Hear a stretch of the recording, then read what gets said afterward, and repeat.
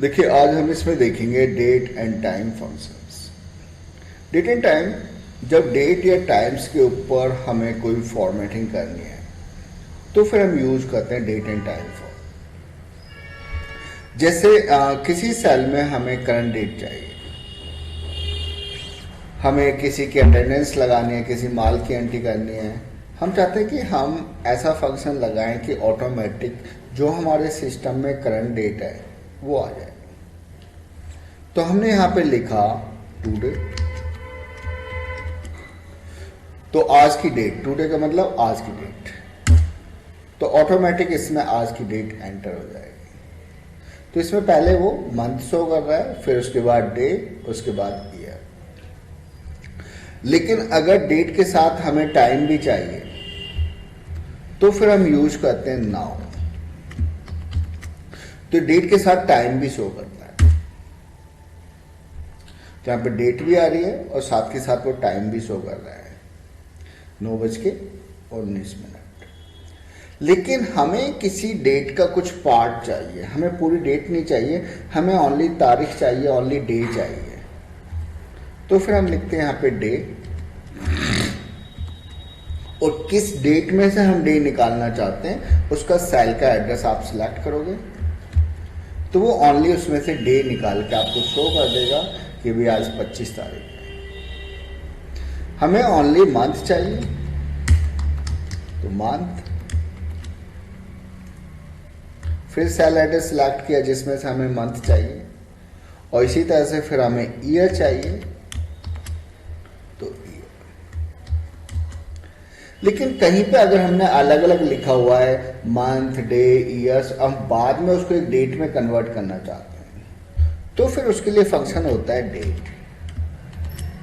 और यहाँ पे हमारे पास पैरामीटर्स दिए हुए हैं कि भी पहले आपको ईयर पुट करना पड़ेगा, फिर मंथ पुट करना पड़ेगा, फिर डे पुट करना पड़ेगा। तो सबसे पहले हमने ईयर सिलेक्ट किया, फिर मंथ सिलेक्ट किया, और फिर हमने डे सिलेक्ट किया। तो उसमें जो अलग अलग लिखा हुआ था उसको वापस एक डेट में कन्वर्ट। किसी डेट के लिए हम ये जानना चाहते हैं कि उस डेट को क्या वार है, क्या वार था, क्या वार होगा, यानी कि सप्ताह का कौन सा दिन था, वीकडे निकालना चाहते हैं। तो फिर हमने लिखा वीकडे और सेल का एड्रेस जिसमें से हमें जानना है। अगर एक आता है तो संडे, 2 आता है तो मंडे, ठीक है, 3 आता है तो ट्यूसडे। लेकिन हम इंडियन स्टाइल में चाहते हैं कि भाई हम मंडे को 1 मानते हैं और मोस्टली 7 का मतलब होता है संडे। तो हम उसको इंडियन स्टाइल में जानना चाहते हैं कि कौन सा वार है, तो वीकडे,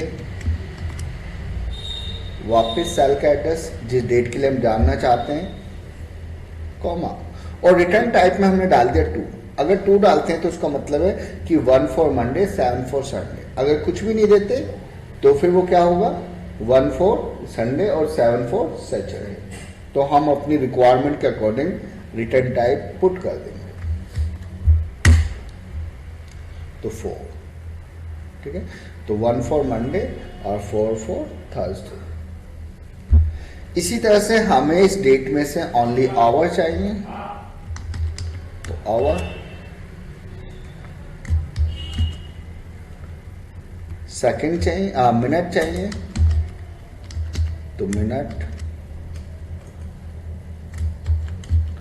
और सेकंड चाहिए तो सेकंड। तो इसमें से भी हम अलग अलग एक्सट्रैक्ट कर सकते हैं कितने घंटे, कितने मिनट, कितने सेकंड, और बाद में वापस को टाइम में कन्वर्ट करना है, तो टाइम। तो यहाँ पे हमने दिया पहले आवर, फिर मिनट और फिर सेकंड, तो उसको वापस टाइम में कन्वर्ट कर देगा। तो ये हमने देखा कि कैसे डेट एंड टाइम फंक्शंस की हेल्प से हम आज की डेट, हम डेट के साथ टाइम क्या है, दोनों को हम यहाँ पे पुट कर सकते हैं, डिस्प्ले करवा सकते हैं, और एक कंबाइंड डेट में से हम कैसे डे, मंथ, ईयर या फिर मिनट, आवर, सेकंड, कैसे हम इनको अलग। तो देखिए अब हम इसमें देखेंगे, जैसे 2 डेट है, मान लेते हैं एक ही साल की 2 डेट है। हमने कोई डेट डाली यहाँ पे 15 तारीख 5वां महीना 2024। हम दो डेट के बीच में ये जानना चाहते हैं कितने दिनों का गैप है। तो जैसे हम नॉर्मल कैलकुलेशंस करते हैं, first date minus second date, तो आपको बता देगा दोनों डेट के बीच में कितने दिनों का गैप है। लेकिन यहाँ पे इसने एरर दिया है, इसका मतलब हमने यहाँ पे एक गलत लिख दिया। हमने पहले तारीख ले ली, लेकिन हमें पहले मंथ लेना चाहिए था। 5वां महीना 15 तारीख 2024, और उसने उसको एक डेट फॉर्मेट में कन्वर्ट कर दिया। फिर दोबारा देखिए, normal first date minus second date. तो यहां पे बता रहा है कि इन दोनों डेट के बीच में 111 दिन का है। और जैसे आप अपनी डेट ऑफ बर्थ बताइए। 25/8/2005। 25/8, जैसे पहले मंथ आएगा, 8वां महीना 25 तारीख 2005। अब हम ये जानना चाहते हैं कि आप कितने साल, कितने महीने, कितने दिन के। तो सबसे पहले दो अलग अलग साल की डेट है, हम जानना चाहते हैं उनके बीच में कितने साल का गैप है। तो ईयर, आज की डेट का सेल एड्रेस माइनस ईयर, आपकी डेट ऑफ बर्थ वाले दिन का सेल एड्रेस। तो क्योंकि एक डेट फॉर्मेट था, हमें इसको एक नंबर फॉर्मेट में कन्वर्ट करना है। तो यहाँ पे ऊपर दिया हुआ है, यहाँ पे फॉर्मेट में जाएंगे और हम उसको जर्नल कर देंगे। तो यहाँ पे बता रहा है कि इन दो डेट के बीच में 19 साल का गैप है। फिर हमने वापस मंथ, आज की डेट का मंथ,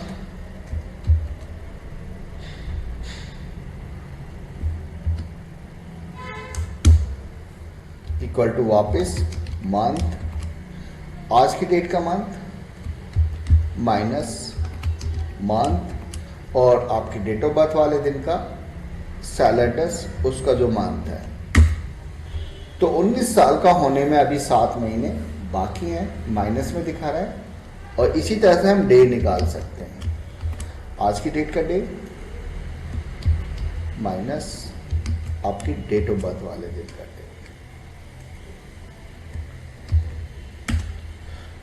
तो 19 साल का होने में आपको ओनली 7 महीने अभी बाकी हैं, 0 दिन। ठीक है, तो इस तरह से आप जान सकते हो दो डेट के बीच में कितने साल, कितने महीने और कितने दिनों का गैप। नेक्स्ट, आप इसमें दो डेट के बीच में ये जानना चाहते हो कि कितने दिनों का गैप है। आपके जन्म से लेकर आप तक आप ये जानना चाहते हो कि मैं कितने दिन पास कर चुका हूँ, या दो अलग अलग साल की डेट है, टोटल दिनों का गैप कितना है। तो हमें उस डेट को एक डेट वैल्यू में कन्वर्ट करना पड़ता है। तो हमने यहाँ पे एक फंक्शन लिया डेट वैल्यू, और उसके अंदर डबल कोट्स के अंदर हमें डेट लिखनी पड़ेगी। तो मान लेते हैं आपकी डेट ऑफ बर्थ वाले दिन 8वां महीना 25 तारीख 2005, और आज की डेट वैल्यू डबल कोर्स, और यहाँ पे हमने आज की डेट लिखी, आज पहला महीना 25 तारीख, ये लिखना पड़ेगा क्योंकि वो टैक्स को ही कन्वर्ट करता है, और 2024। तो इन दोनों के बीच में उतने ही दिन का गैप होगा जितने दिन आप जन्म से लेके अब तक इस पृथ्वी पे बिता चुके, 6727 दिन। आप इसका एक आइडिया ले सकते हो, क्या ये सही है? दिस डिवाइडेड बाय 365, तो 18 साल समथिंग आप बिता चुके। तो हमने देखा कि दो अलग अलग डेट है। एक तो इससे ये भी कंपेयर कर सकते हैं कौन सी डेट पहले की है, कौन सी बाद की है, दो डेट के बीच में कितने दिनों का गैप है। बहुत इजी तरीके से हम कैलकुलेशंस कर सकते हैं। तो ये थे हमारे डेट एंड टाइम फंक्शंस, जिसकी हेल्प से डेट और टाइम्स के ऊपर हम फॉर्मेटिंग कर सकते हैं, या आज की डेट के साथ टाइम दोनों